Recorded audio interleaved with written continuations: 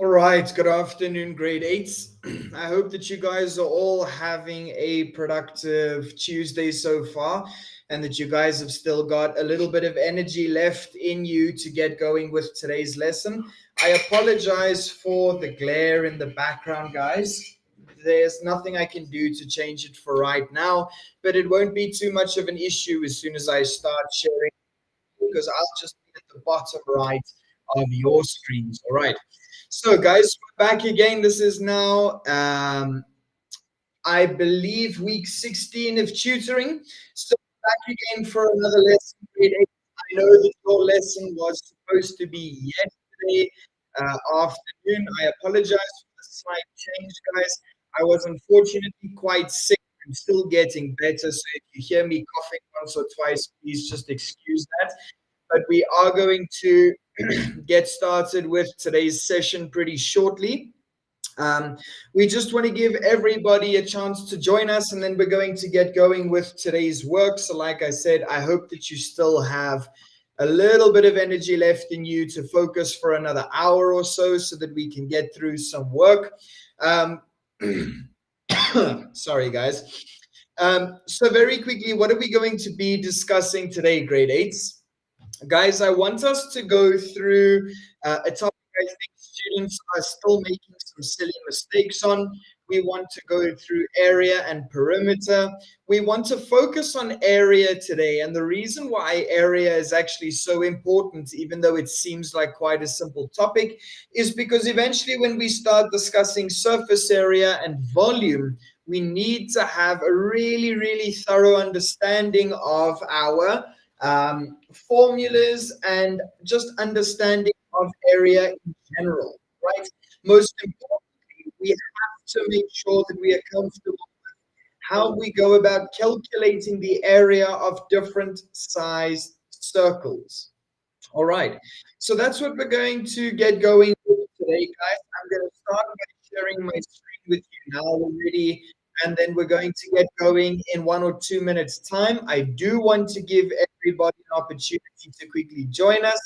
I see that everybody says that they watch my videos, which is absolutely awesome.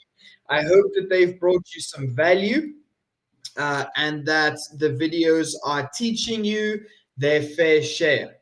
But guys, today is right now we have a live lesson, so the advantage is that you guys are able to ask me questions if there's things that you don't understand. Yes, today's lesson might be on the slightly simpler side, but remember when we go into surface area and volume in the next week or so, we need to make sure we understand all of today's work, or you guys are going to be a little bit confused, and that's the last thing I want. All right.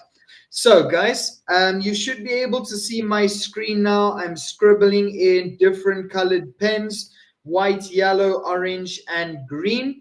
If for whatever reason you cannot see what I am writing or hear what I am saying, you guys please need to let me know. And you just have to type a message in the comment box for me so that I can fix anything if something isn't working the way that it should be. All right. But guys, I think let's get started with the basics today. Let's talk through area and perimeter. I'm not going to spend too much time on perimeter, guys. That is a very simple topic, and you guys should know the fundamentals. I'll give you 1 or 2 pieces of information that are still important, but let's get going with the more important work that relates to stuff you need to be able to work with in your tests and exams. So today's date is the 6th of May. You can write that down, 2025. And our heading is going to be perimeter and area. Now, it sounds like it's going to be a grade 6 level, but guys, remember, we want to focus a lot on some of the more intricate shapes. So I want to make sure to discuss the world of circles with you guys quite a lot because that tends to confuse a lot of students, especially when we get going with surface area. Okay, so perimeter and area, guys. Again, why are we going through this? When I need to calculate things like the volume of cylinders, for example, or the surface area of rectangular prisms, right? I have got to be able to recall all of the information that we're going to go through today. So if you guys have questions, please make sure that you put them into the comment box, and as soon as I see them, I will answer them. There's no right or wrong time to ask a question, and there's most definitely no such thing as a right or a wrong question. Okay, but let's get going with today's work. We'll start with the very basics. Let's discuss the fundamentals of perimeter. We want to quickly get an overview. We're not going to spend too much time discussing this. So, what is perimeter if we had to define it? It is the length, outline, the length of the outline of a 2D shape. Now, please keep in mind that perimeter only works for 2D shapes. If your teacher, it's not actually going to happen, but you will never come into, um, you will never find yourself in a situation where your teacher asks you to calculate the perimeter of a 3D shape. Okay. So we know perimeter is the length of the outline of a 2D shape. Um, Perimeter has a symbol of capital P. We use the symbol because it's much easier than us having to rewrite the word perimeter over and over and over again. And lastly, perimeter is measured in standard units. So what do we mean by that, guys? If we know that perimeter is the length of something, it means that we have to be working in units of length or distance. So we're talking about our millimeters, centimeters, meters, and kilometers. Okay. And when we say that they are measured in standard units, what we mean by that is that it's not units squared or units cubed, right? Standard units. So millimeters on their own, centimeters, meters, or kilometers. Okay, if you give the wrong units for your answer, you will lose marks. So this is the first thing that we have to understand when it comes to perimeter. Now, you guys know how we calculate perimeter, right? We need to add up all of the lines that form the outline of our 2D shape. But when it comes to circles, everybody gets a little bit confused. So, what I want to do is quickly remind you guys of the formulae that we use when we need to calculate the perimeter of different types of circles. Then we're going to quickly touch on area 2. We're going to talk about some of the formulae that we need to understand. But more importantly, we also want to know what we're supposed to do when we're given a really complicated shape, right? So I'm going to draw three different circles over here.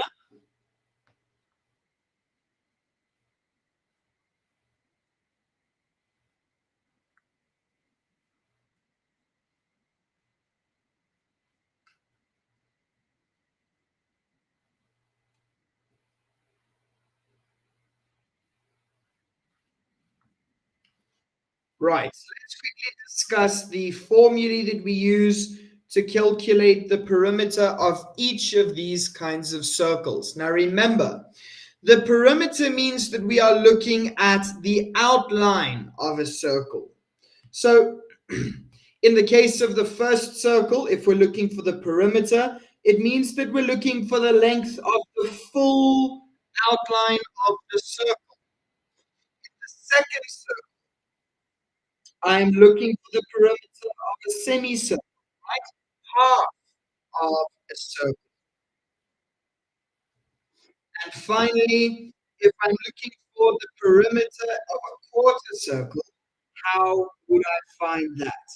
Now, you guys know that any line that is drawn from the center of a circle to the circumference, right, to the edge of the circle, is known as a radius. So if this is my center, I have a radius over here and a radius on the other side too. And the same is true of this circle over here, right? All four of the lines that I see represent a radius. So if I'm looking for the perimeter of a full circle, remember, perimeter has a symbol of P. If we are looking for the perimeter of a full circle, we use 2 pi r. Now, if I'm looking at half of a circle, the perimeter is going to be half of that, right? Half of 2 pi r. But more importantly, okay, sorry guys, just a second.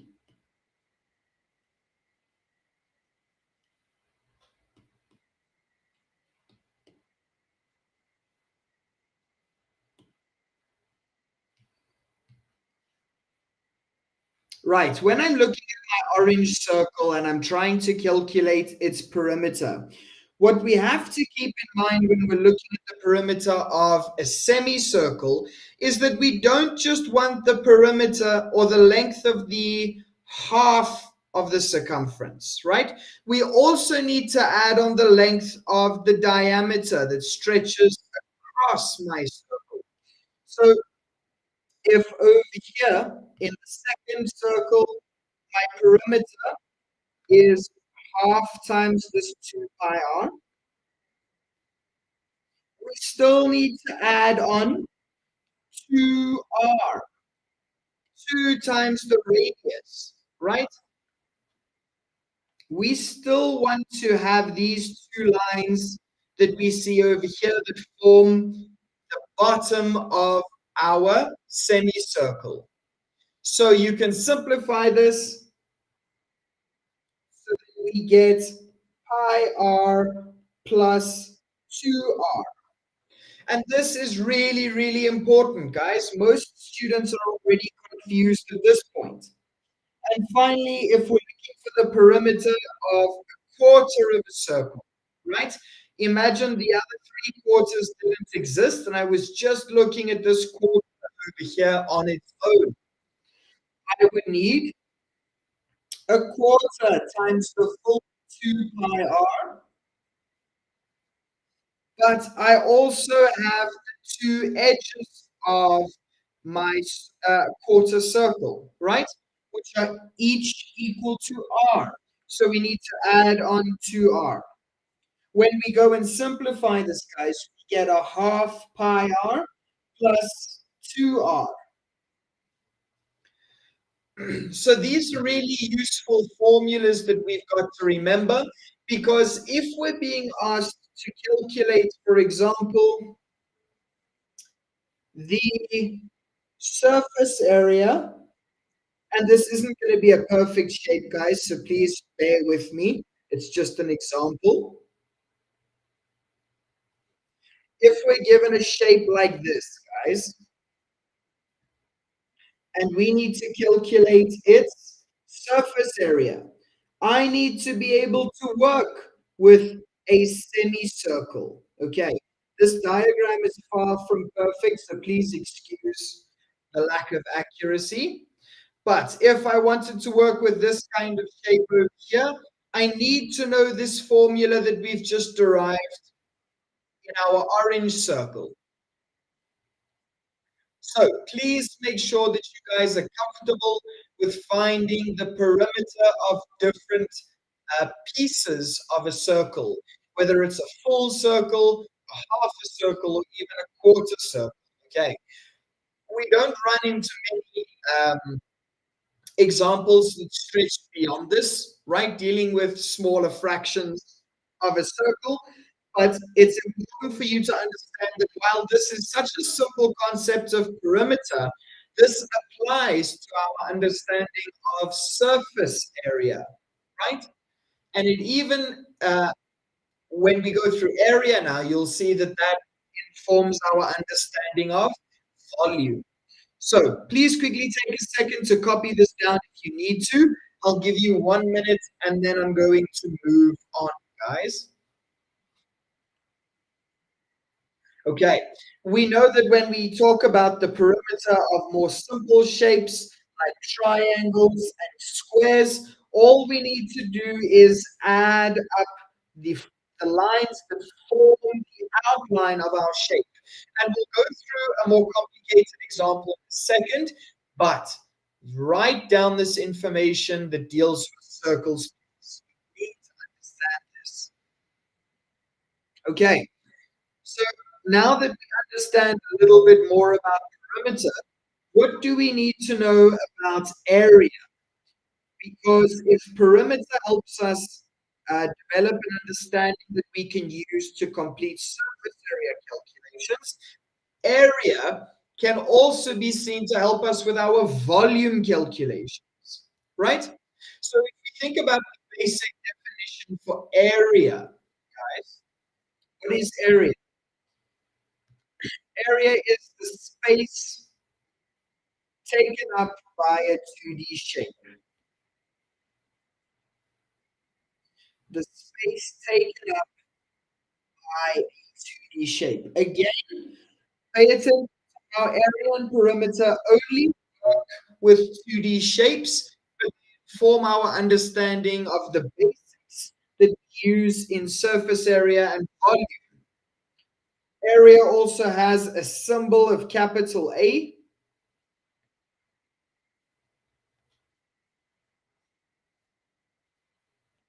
Okay, again, that just helps us shorten the amounts of stuff that we need to write down.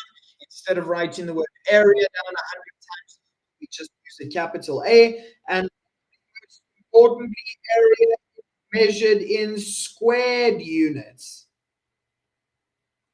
Some people say square, some people say squared units. It's up to you which one you prefer to use. But what does this mean, grade 8? We are working in squared distance units. So millimeters squared, centimeters squared, meters squared, and kilometers squared. And again, as soon as we go through an example now, I'll show you where that comes from. Okay, that's not just some random choice that we made. It actually makes a lot of sense as soon as we dive into it in a little bit more detail. So when it comes to area, we also need to make sure that we are aware of all of our area formulae. Now, it's no surprise, grade 8, there are millions of different shapes that we could run into as a mathematician, right? It doesn't even have to be as a mathematician. If I decide to work in the world of engineering or landscaping or architecture or uh, a whole variety of different disciplines, I still need to understand area. And I could be given all kinds of weird and wonderful shapes that I need to work with. And we don't have a formula for all of these weird and wonderful shapes that we run into. So, one of the most important things you need to remember when it comes to dealing with area is that um, we must break up compound shapes, right? Break up compound shapes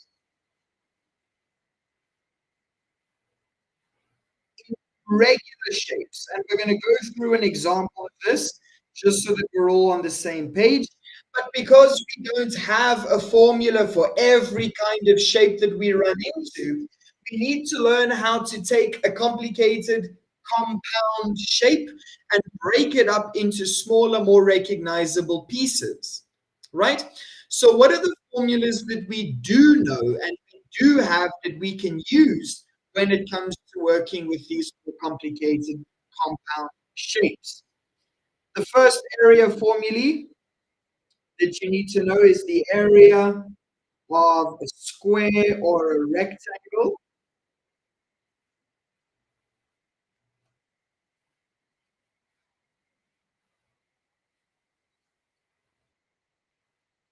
right? We know that this is a simple one. Area is equal to length times width. Now, I know that there are some of you that use length times breadth. There is nothing wrong with that, but I would suggest learning to use the first formula. The reason being is that while B represents the breadth of the shape, when we talk about triangles, it also represents the base. So if you're happy to memorize that distinction, that's completely fine. You can choose which formula you'd like to use. Just be aware that in that case, B can represent more than one kind of value. Next, we need to know the area of a triangle. And this is one that some students still get wrong because of the height that we need to use. We know that the area of a triangle is a half times base times perpendicular height, not the slanted height, grade 8, the perpendicular height. What is the difference? We'll get to that in just a second. But please make sure that you remember you must use the perpendicular height of your triangle. Over and above this, guys, we could talk about the area of a parallelogram, for example, right? It does have its own formula. So we could discuss the area formula for a shape like this if you guys want to memorize it. But again, there are some shapes that we will run into that we can break down into simpler regular shapes, right? So in the example of a parallelogram, instead of trying to memorize its formula, which you can do if you'd like to, we can also see a parallelogram as two triangles and a rectangle, right? And we already have the formulae for these two shapes. So instead of focusing on the shapes like these, which you can go and learn if you'd like to, I want to talk about the area of a circle because, again, this helps us understand our volume calculations. But we need to understand how we calculate the area of a full circle, of a half circle, and of a quarter circle. Okay, just like we did with perimeter, because these are always the ones that catch students out, and they are tested frequently because of that, right? So we need to know the area of a full circle, a half circle, and the area of a quarter circle. So let's start at the very beginning.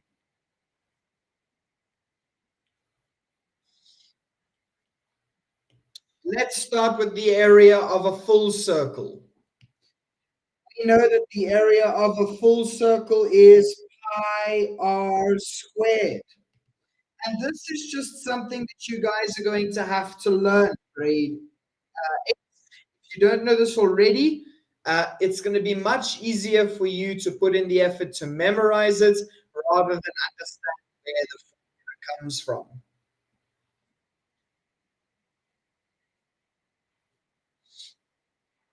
Okay.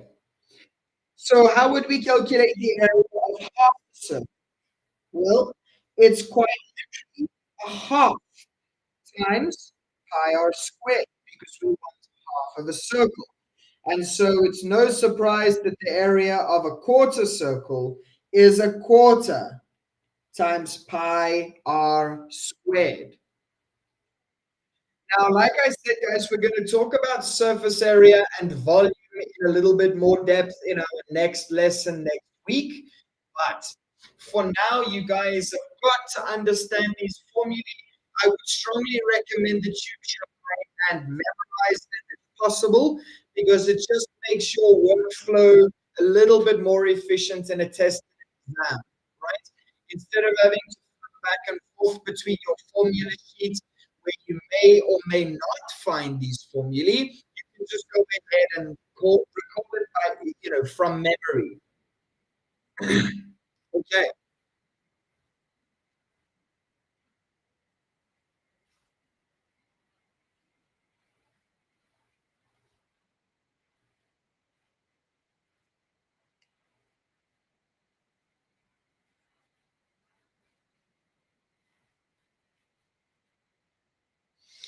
Now, although these concepts of area and perimeter might not be directly tested, guys, your teacher will probably not say, please calculate the area of this shape.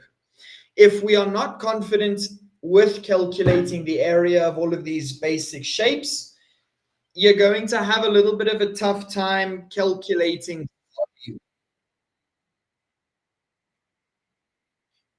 So we're going to go through some examples now, and we want to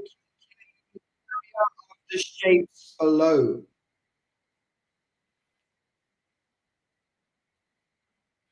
A lot of times, guys, these concepts are going to be tested in word questions, right? Um, so your teacher's going to try and describe something to you, and you have to be able to confidently picture whatever your teacher is describing and use that to help you find the answer.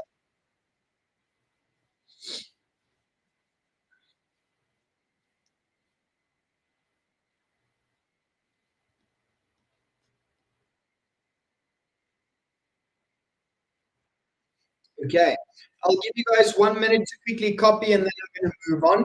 If you guys have any questions, please don't be nervous to ask. You're more than welcome to ask questions and I'll answer them as soon as I see them. It can be about anything, guys.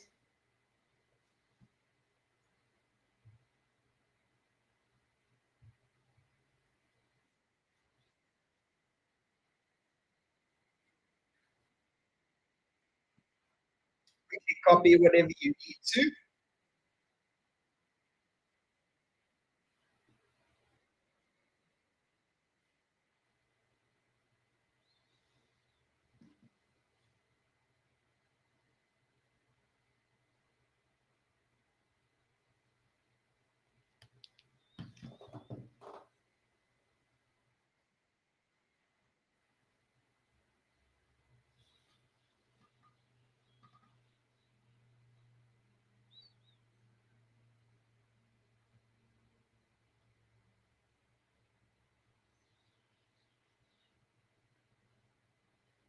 Right.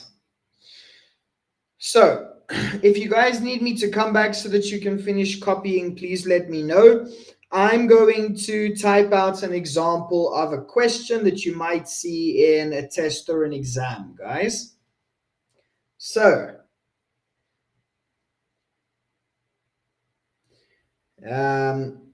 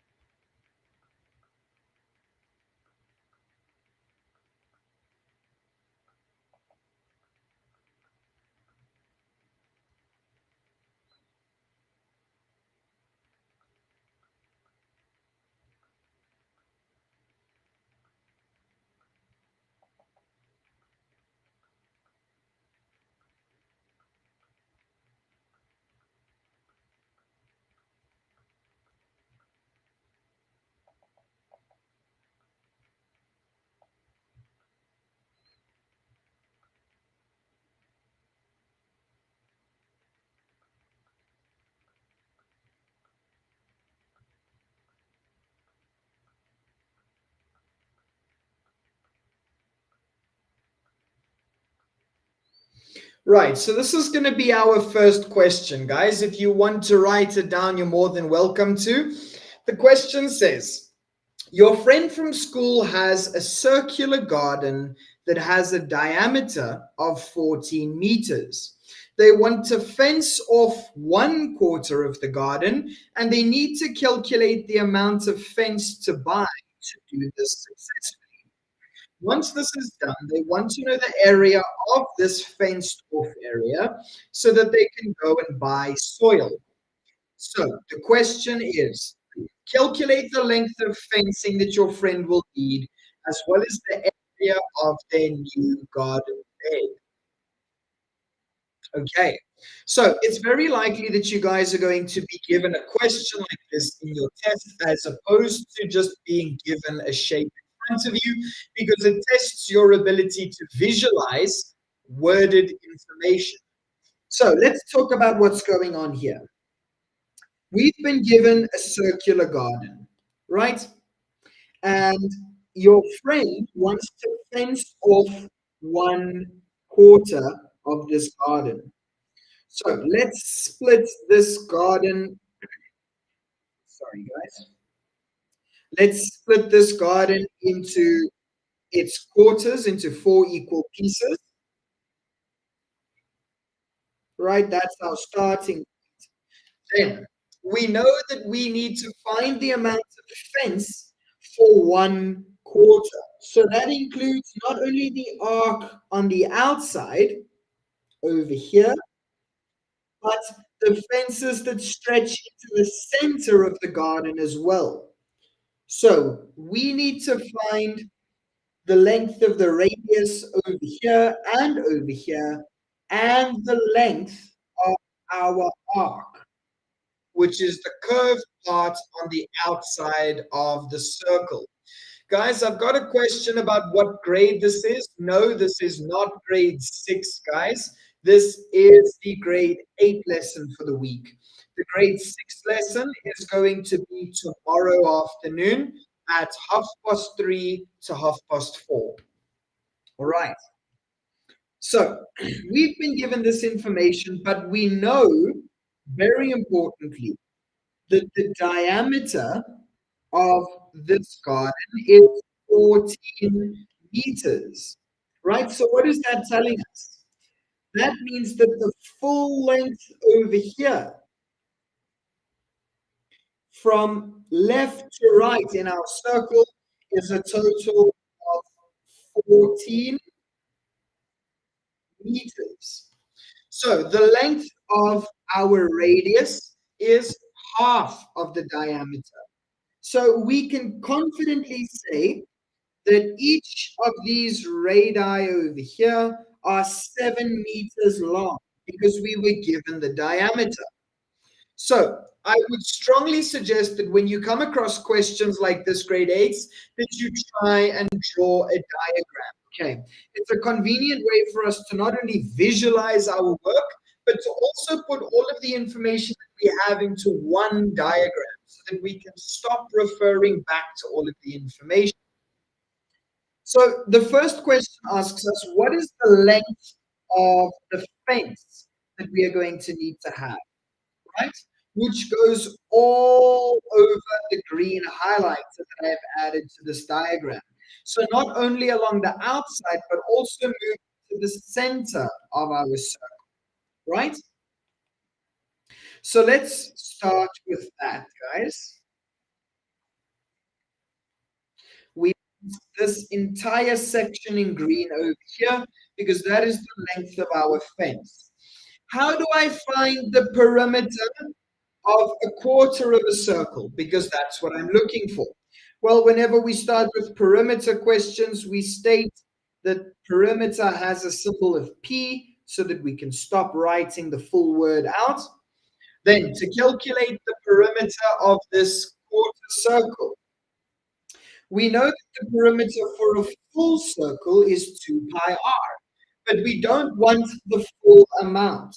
So we want a quarter times this 2 pi r. That is going to give us just the arc, grade 8, just the curved section over here. We still need to add on these 2 radii, right? So we need to say plus 2r.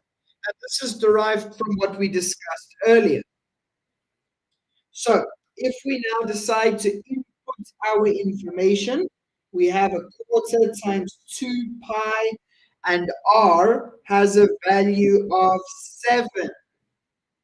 So we put 7 into r's place.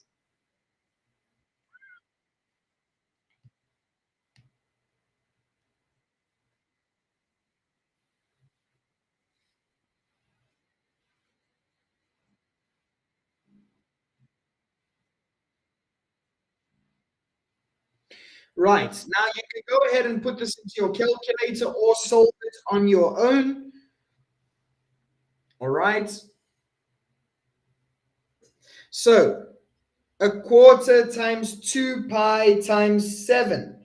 Again, guys, if you don't feel confident, put this into your calculator, right? This gives us the following: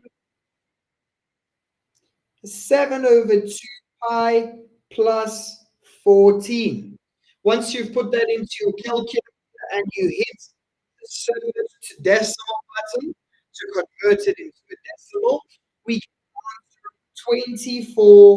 24.99, or we can actually round it up because we round to two decimal places, 25.00. We know that the measurements we were given are in meters, so we know that perimeter is measured in standard meters, so we add meters onto the end of our answer. There we go.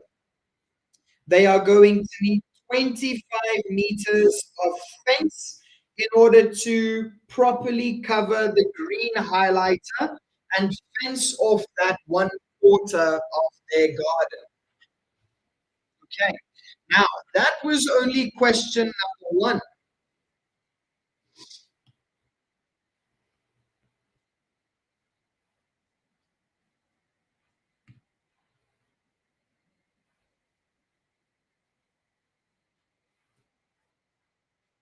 So, question number two, or the second part of this question, asks us to calculate the area of the new garden bed so that they can get soil. That means we're looking for the space inside this quarter of a circle. And now that we've got this in a diagram, guys, it's much easier for us to visualize what it is that we are trying to find. So for question number two, we want the area of the green section that we've shaded in our circle. And again, we start by stating that area has a symbol of A. We are looking for the area of a quarter of a circle. We know that the formula for this is half times, a quarter times pi r squared.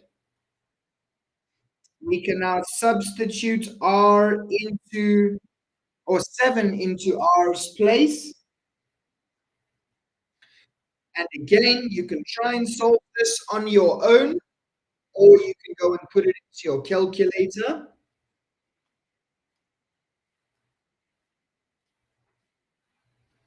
Right, and once we get that answer and we change it into a decimal, rounding to two decimal places, we get 38,48.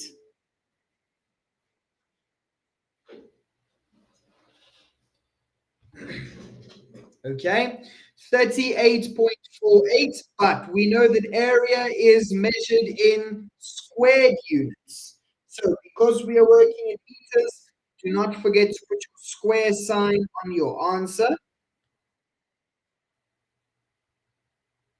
Okay, and there we have it. That's how we would find the answer to a question like this. So although many of you might think that your area and perimeter work is super easy, you need to be able to answer questions like this too.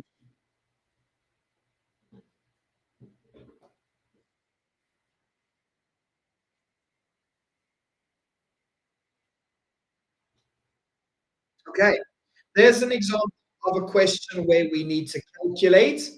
perimeter and area in a way that isn't necessarily, um, I suppose, the standard way that we would think about it, right? It's a little unorthodox to some degree, but this is how your teachers are going to test you. So I'm going to give you guys one more example, and then I want to show you a quiz that you can use to help us practice this section of work. Okay, but please keep in mind, guys, we've got to use diagrams.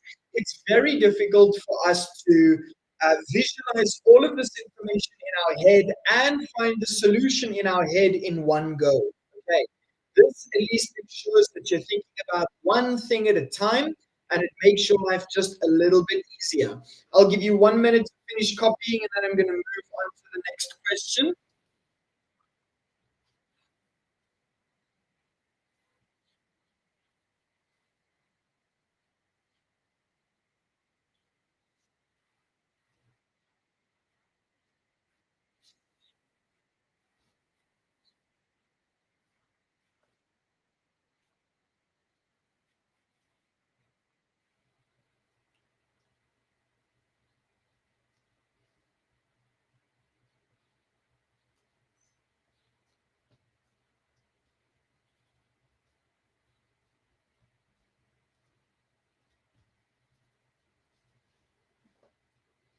All right, guys, I'm going to move on to example number 2. If you have any questions, please make sure that you ask.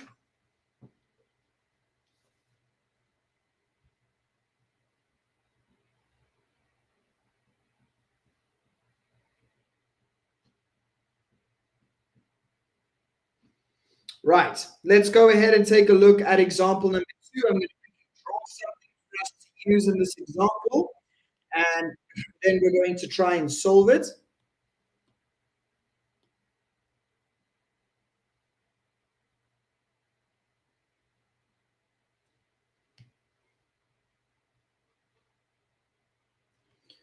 Okay, that is the edge of a circle. Now, you're given the following.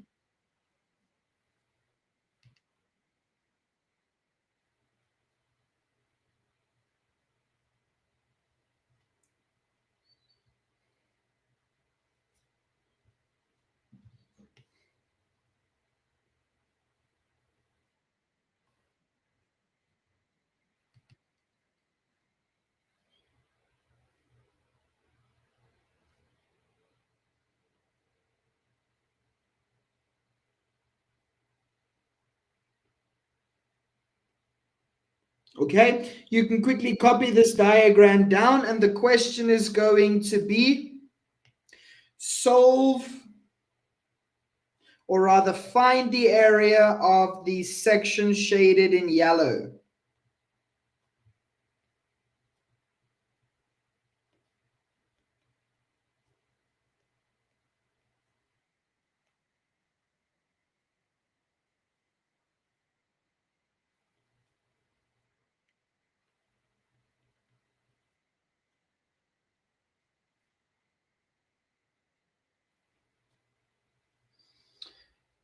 Right, this is question B, or question number 2, however you'd prefer to think of it. You can quickly copy it down. Again, this isn't super complicated, grade 8, but we need to understand this information thoroughly before we can find our solution. So how are we going to find the area of the section shaded in yellow? We are given no other information other than what you see on the screen over here.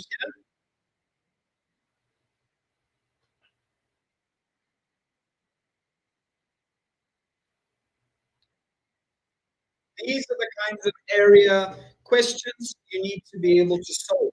Now, I will admit, guys, I wish I had more time to go through this with you, but it's very possible that your teacher can also start using values of X or Y, right? We can put variables into these questions to make it a little bit more difficult, but I'm going to avoid that for now. And we'll discuss that in next week's lesson when we talk about volume and surface area. So looking at the shape that we've been given, we see that we have a rectangle, and inside of that, we have this quarter of a circle, right? We've got a quarter of a circle over here. So in order for us to find the area of the yellow section, we start by stating that area has a symbol of A. And if we're looking for the area of the yellow section, how are we going to find it? I would strongly recommend you guys spend your time figuring out a formula that you can use to find your answer, because once you've got that, the rest is quite easy. So if I want the area of this yellow section over here, well, what can I do to get it? I can see that this area in yellow is pretty much the area of a full rectangle minus this quarter circle, right? And again, we are looking for area. How do I find the area of a rectangle? We know that it's length times width or length times breadth. But to find the yellow, I'm going to need to take away the area of this quarter circle.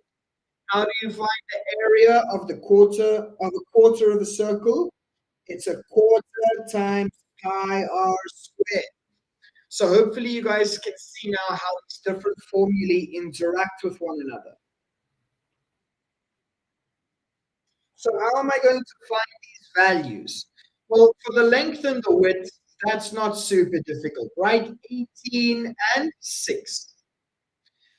Now, looking at the circle over here, I need to have a radius. But because of what we know about rectangles, opposite ends of a rectangle are equal in length, right? And if this right-hand side is considered a radius, so is the bottom over here. So both of these need to be 6 millimeters in length. Knowing this, we can substitute into the little equation that we've created.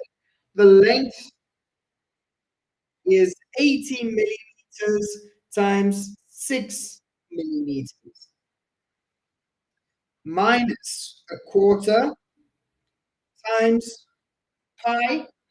R has a value of 6 millimeters squared. So what do we get as an answer? 18 times 6 is going to give us 108, right? 18 times 6 gives us 108.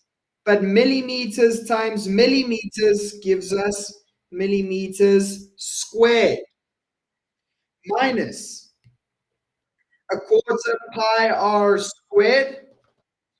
Well, 6 millimeters squared is going to give us 36 square millimeters. A quarter of 36 is going to give us 9, right? So 9 pi, sorry, 9 pi millimeters squared.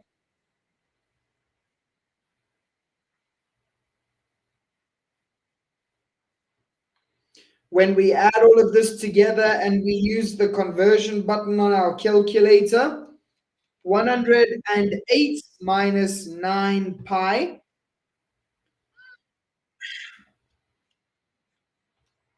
is going to give us an answer of 79.73 millimeters squared. Okay. If you would prefer to ignore the millimeters over here and work with the numbers instead, right, and rather just write millimeters at the end, you're more than welcome to do that if it confuses you. But you need to be able to arrive at the same answer as me, which is 79.73 millimeters squared for the area of the yellow section within our rectangle. Okay, So, grade eights, although we haven't been through many examples, I hope that this session points out to you guys why we need to understand these basic concepts and basic formulae so well, right? They are going to be tested and examined in less obvious fashions. They're going to be put into these word questions where we, number one, have to learn to visualize the information, but then also understand how we can use the information that we've learned to answer the question. So, if I could give you guys any tips for area and perimeter, because we are done talking about it today. Number one, know what units we measure perimeter and area in. Number two, know your basic formulae and understand, very importantly, that when we have a super complicated shape, we probably don't have a formula for it. So, to fix that issue, we break the compound shape up into smaller shapes that we recognize and already do have formulae. Number three, make sure that you try and draw a diagram if you are not given one that contains all of the information that you've been given. Okay, do not try and keep all of the information in your head and find a solution. It's likely going to get a little bit tricky. If you practice this enough and you reach the point where you can do it without a diagram, that's great. But as you get better at this, the questions are going to get harder and more complex. So, practicing visualizing information is really, really, really useful. Okay. So, guys, I'll give you 1 minute to copy quickly, and then I want to show you iRainbow. I'm going to show you one or two quizzes that you can use to test yourself. Yes, they are a little bit more basic um, than some of the things you might see in your tests or exams, but you've got to make sure these foundations are strong. All right.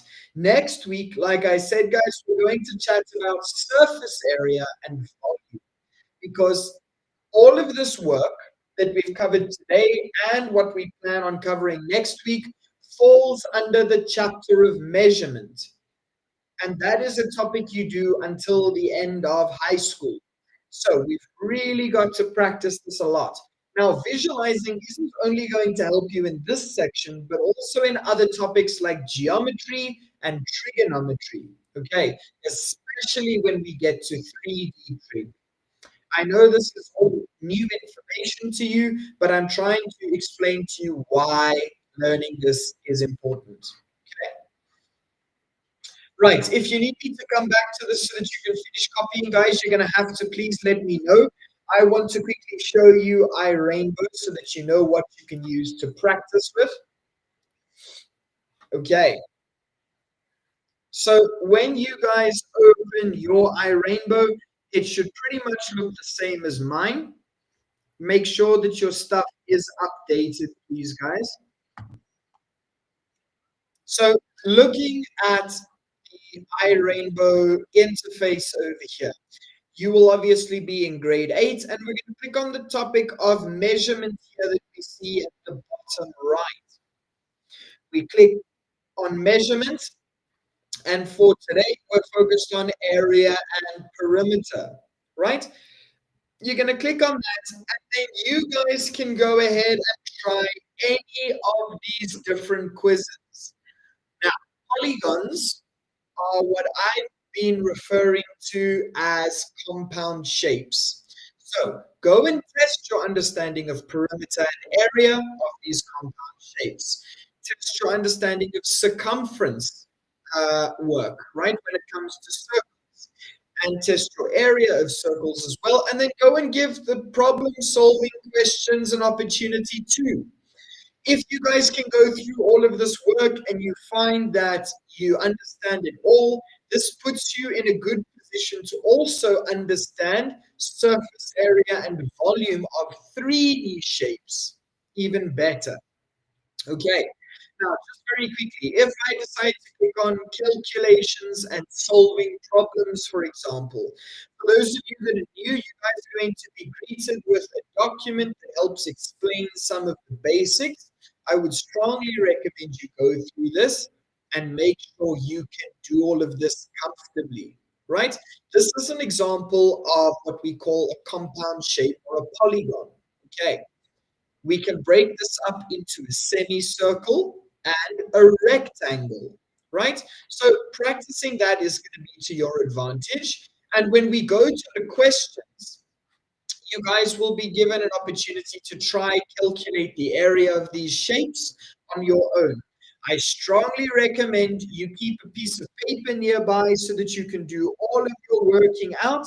Practice writing down everything, right? From the formula, from the symbols to the formula to your substitution and your final answer. Okay, all of this is worth marks, so practice as though you were in an exam, because when you get to your exam, it will feel like second nature.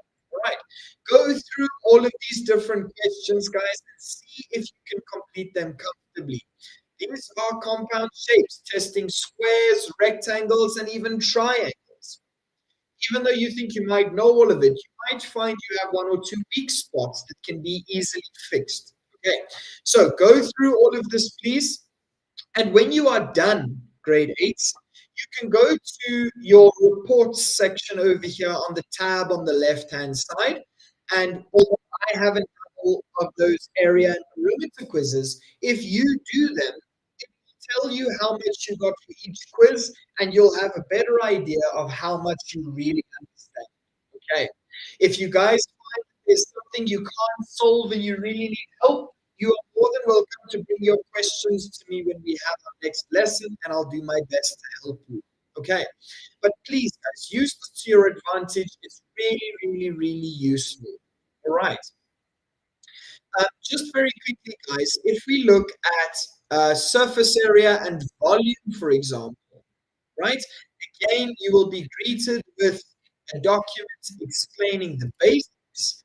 Um, but we will go through all of this next week. If you want to go and take a peek and give it a go, you're more than welcome to. But please remember that surface area and volume is going to be next week's discussion. Okay, so I strongly recommend you try these quizzes. Guys, we are out of time for today. It's now 14 minutes past. We have under a minute left. So we've done well for time today. I hope that what I've been through with you today makes sense. Um, and I do apologize once again that today's lesson wasn't on Monday like it usually is.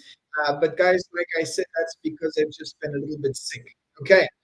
Do we have any questions before I am done for today, grade eights, or do we understand everything? You guys have got 1 minute to quickly ask any questions that you have. Just type it into the comment box.